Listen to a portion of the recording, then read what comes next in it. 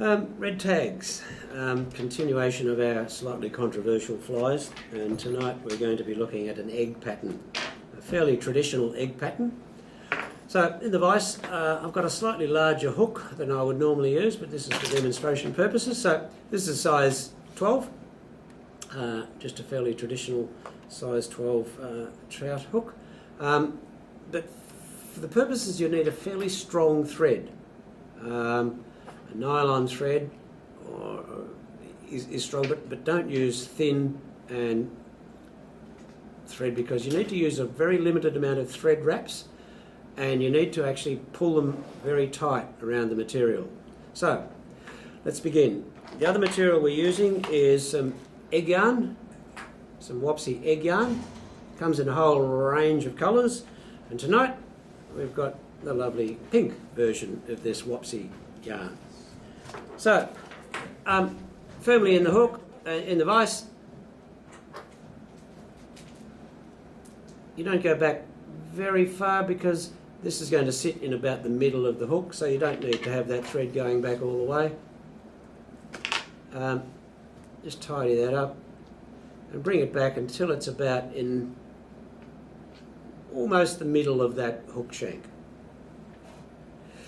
Now, a length of the yarn, and you sort of twist it to narrow it in the middle. So if you twist it so that you've got a very narrow piece, squeeze it in on the top of the hook, one loose wrap over, and then another loose wrap over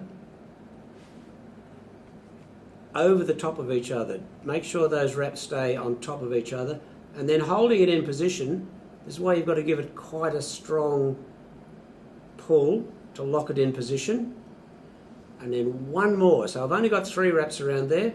Some people would say that's perhaps one too many. Now, what I've got to do now is take that, if I turn it around this way, it might be easy. I've got to take that, sitting on the top, I've got to twist that around.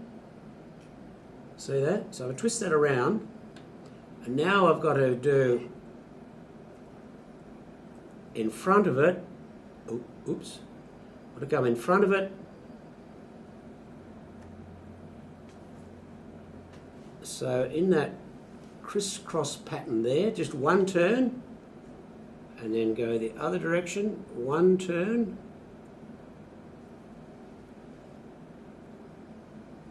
and then lock it in position in the front there. All right. So you've now got a nice big tuft of that material in position there.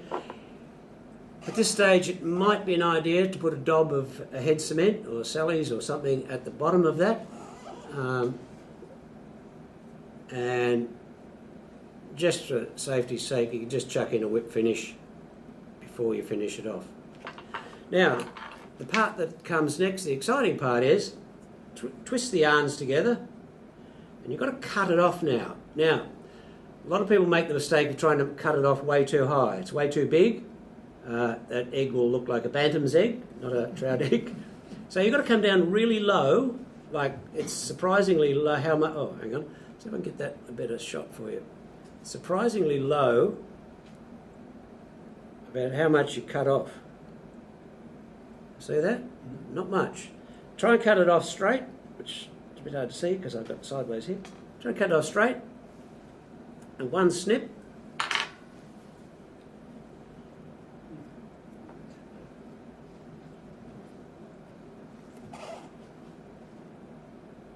And there's your egg. You might be able to do a little bit of tidying up.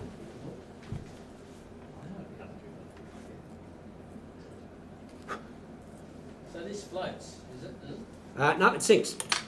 So what you do with that, to get it to sink, is you, let's say we've got it in the vise, you put it in the water, give it a squeeze, and it will sink. It helps to sink it if you have a tippet material made of not mono, but fluorocarbon. Fluorocarbon is slightly heavier, and it will sink a little bit more quickly in the column. Anyway, that's it. One small egg.